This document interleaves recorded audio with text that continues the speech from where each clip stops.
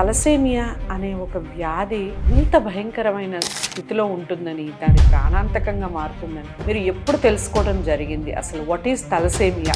ఈ వ్యాధి సోకాక 15 నుంచి 21 రోజులకి లైఫ్ టైం వీళ్ళు రక్తం ఎక్కించుకోవాలన్నమాట.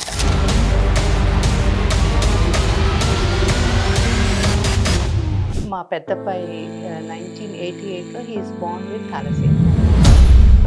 ఈ తలసేమియా అనేది తల్లిదండ్రులకు ఉంటేనే పిల్లలకు వస్తుందా? అవునమ్మా.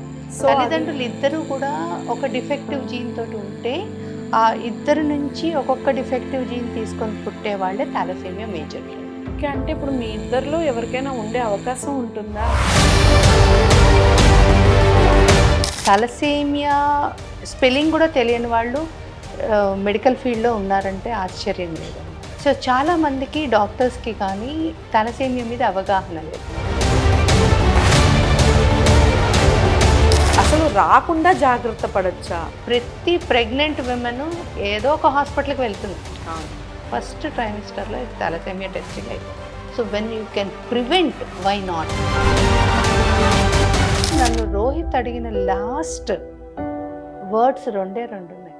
అమ్మా, నువ్వు ఏడుస్తే నేను చూడలేను, నువ్వు ఏడవద్దు.